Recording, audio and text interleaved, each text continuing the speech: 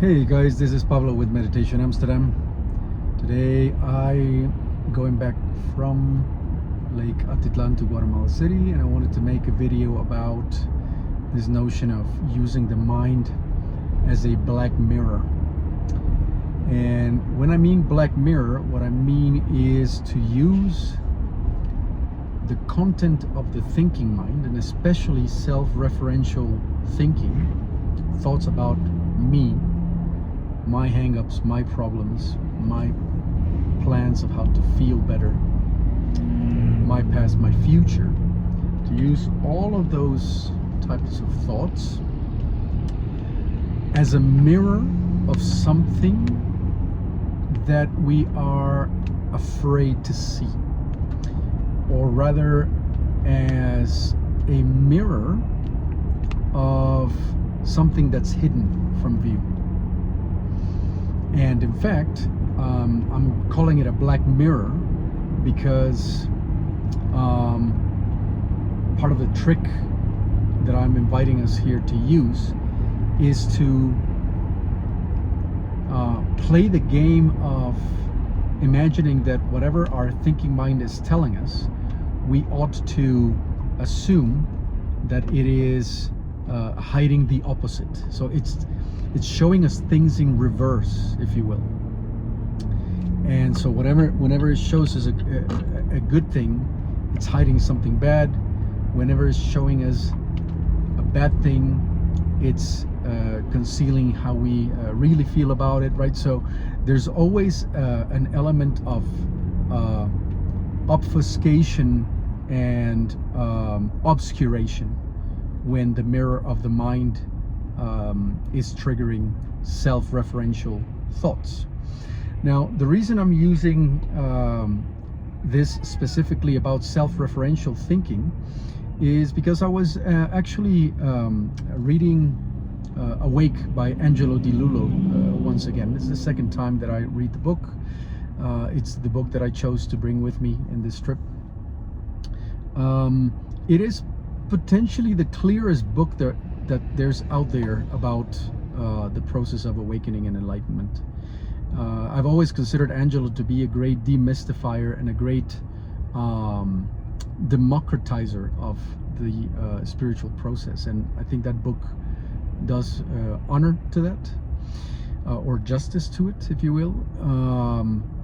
I don't agree with 100% of what's in the book, but I don't think Angelo's intention was for anybody to agree 100% with what he says. But I think it's a phenomenal book, and I would definitely invite everybody to read it. And in that book, whilst going through the section about thought and thinking mind, Angelo is careful enough not to condemn all thinking activity. And he's very careful to explain that things like planning and the use of critical thinking is not really a problem. The problem is when self-referential thinking becomes compulsive, and more importantly, when we become identified with the content of self-referential thoughts. So this is very much in line with something that I had been, or that had been cooking in my mind for a while now. And it's this notion that whenever thinking arises, or rather, again, we're talking about self-referential thought. Whenever thought arises of that nature, it's a very good practice to assume that there's avoidance at hand. And you could almost label self-referential thought as the stench of something unresolved. Yeah. But it's not just a random stench, interestingly enough, and that's part of what I'm trying to communicate in this video. It's not that self-referential thought just means that there's this blanket conclusion of, oh, this means that I'm avoiding. Okay, well, that's great, but it doesn't leave you much to work with. What I'm arguing for here is that the content of the thought matters. Not because it's pointing to something correct, but because if we see the mind as a dark mirror, the content of the thought will tell us something about the type of avoidance or the quality that we're trying to avoid. So let's see if I can come up with a couple of examples of what I'm referring to here.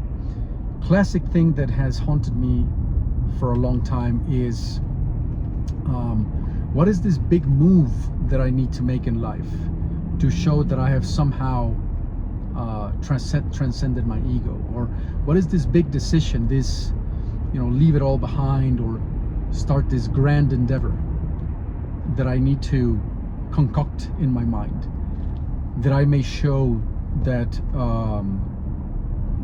I've actually now embarked in life for real, and that everything up until that point was somehow a dress rehearsal to the real deal. Yeah. And and for a long time I'd been haunted by this thought of like, well, what is it? What is the big thing that I need to do? Right? And why is it that my mind won't simply serve me that big idea on a silver platter? What, try as I may, I can't seem to come up with it. Now, it seems like a valid thing from the thinking mind's perspective, right? People out there seem to be making grand gestures about stuff. I mean, Greta Thunberg just got caught in the Sumut flotilla on her way to deliver aid to Gaza. I don't know, someone might have just created a kind of great piece of art or whatever, or sacrifice their day job to open an Airbnb in a small town in Italy by refurbishing an old chateau or an old little castello, right? An old beautiful home. Things of that kind. And why am I not doing these things? Why am I not doing big things? All right, very good. So there it is. That's a self-referential thought. The thought, if followed literally, purports to, if entertained long enough and hard enough, purports to deliver an eventual solution to the question, why am I not doing big things? But if we use the mind as a black mirror, then you would ask yourself, where the need to do big things to feel okay with myself? Okay? And if you stretch a little bit further, then the obvious arises to the foreground, which is, I don't feel okay with myself right now. In fact, I feel so not okay with myself right now. I feel like unless I do some sort of grand gesture, some grand plan, some master scheme, like Pinky and the Brain type of level scheme, grand world domination or artistic endeavor or whatever, that void will not be filled. Yeah. All right, very good then. So perhaps lack of significance is what's eating at me, right? I feel insignificant, like my life is not making enough of a statement for it to be, well lived, if you will. Maybe it has something to do with, that means that I feel like everybody else has more courage than I do. Okay, lack of courage, aka vulnerability and weakness. Okay, so now we're on to significance, we're on to weakness, we're on to vulnerability. Now I could go on with this, right? So I could milk that same example further. But what I'm trying to get at here is, if I buy into the assumptions of the thinking mind when it's thinking self-referential thoughts, I will be lost forever, actually, in that seeking mode. And even if I follow a grand plan, it's not going to deliver, because it's coming from a place of lack, and I've not taken the care and I've not had the means and perhaps the sincerity to look at what's really eating up at my sense of okayness, of natural okayness. I have done relatively, between quote, big things. I left home, Guatemala, 22 years ago to build a life in Europe. I built my little home. I've built a relatively successful career. None of that seems to matter when it comes to the sense of being enough, or being okay with yourself. The ego will take huge accomplishments, milk them very quickly, and go immediately back to feeling insufficient. So it doesn't work. You could do big things as long as long as the cows come home, and it's not gonna matter.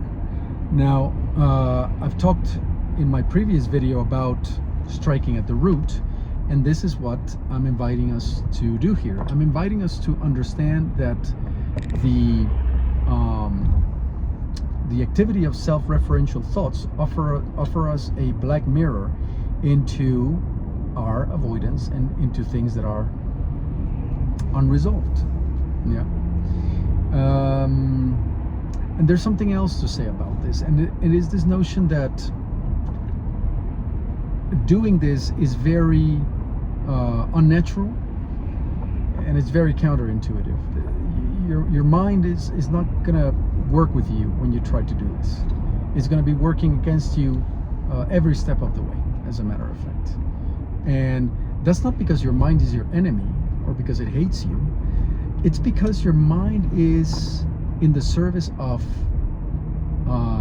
nature and nature's priorities. Your mind arose from nature, and it has nature's priorities as its marching orders.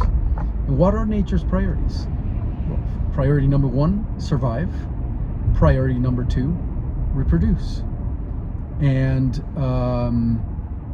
do whatever you have to do to get that done, right? And if that makes you miserable or confused, if that makes you repetitive, if that makes you a workaholic or an avoidant, so be it. There is no immediate direct payoff that the thinking mind can discern from facing avoidance. It just wants to survive and reproduce and get it done as quickly as possible. In fact, once you reproduce, even survival becomes an afterthought, right? So it's just about continuation, really, and expansion. It's not about awakening. So you're gonna have to, number one, listen to this kind of content, or read the kind of books, or surround yourself with the kind of people who understand this well, so that you can start to find real, plausible, logical reasons to go against the grain of repression and avoidance, and going against the grain of believing what your thinking mind is telling you. And that means going against the grain of what feels like your own nature. But see, here's the beauty of this whole thing, is the thinking mind is part of your nature, but not your entire nature. And whilst you're identified with the contents of your thinking mind, your egoic mind, it'll feel as if you are going entirely against your nature when you question its beliefs, its fears, its priorities. But by and by, as you start to do this, you will start to recognize that your more fundamental nature can get behind or under the thinking mind. That you are not bound by it, and you're not a slave to it. And there's a more pristine, a more intelligent, and eventually a much more powerful part of you that is found, and that is, of course, your nature as pure luminous awareness, pure presence. And I say eventually because this is where cultivation comes in. You're not going to be more powerful than your natural impulses unless you embark on unless you are either somehow blessed at birth by having, a great ability to focus and great willpower and clarity of this kind, or if you cultivate these qualities through embodiment, meditation, self-inquiry, breath work, body work. If you cultivate this quality of awareness, it'll start to work for you, and it'll start to show its value and show that it is infinitely more powerful than thought as a tool. And in fact, it makes thought become more wholesome and more aligned with broader interests than just the self-interest of self-preservation and reproduction. But that's going to take time. But it can happen, of course. So in Japanese lore, there is talk of the sword Taya, a sword that is mythical because it is infinitely sharp, and therefore there is nothing that it cannot cut through. And an awareness that has been cultivated to become pure yang, or clean separation of yin and yang through the alchemical process of cultivation, gives you the ability to cut through natural tendencies with, I would say, almost no resistance. It's almost like they're not there anymore. Up to that point, and for quite a while, there's going to be a frictionsome dance between higher aspirations and the lower angels of our nature, and that goes on for a while. And it's a difficult and challenging period in which the information that you consume, the company you keep, the habits that you work to develop are going to matter quite a lot, as a matter of fact. But as I was saying in my previous video, things like procrastination suddenly get solved seemingly overnight and seemingly with no effort, because you have sharpened the sword of awareness to a point where it'll cut through natural tendencies like a hot knife cuts through butter. Zero resistance left. There's nothing that lower nature can do in the face of an awareness that has been cultivated to that degree. I've experienced that myself. I wish I could say I've experienced that in every area of my life. That's absolutely not true, not the case. But in the areas where that has worked, I can tell you that the entire momentum of nature, all of it, in fact, can do nothing to stop well-honed awareness. There's just no contest. So, to quote one of the biggest yogic masters to have ever been known to mankind, Master Yoda, "My ally is the Force," he says, and a powerful ally it is. You see, he has that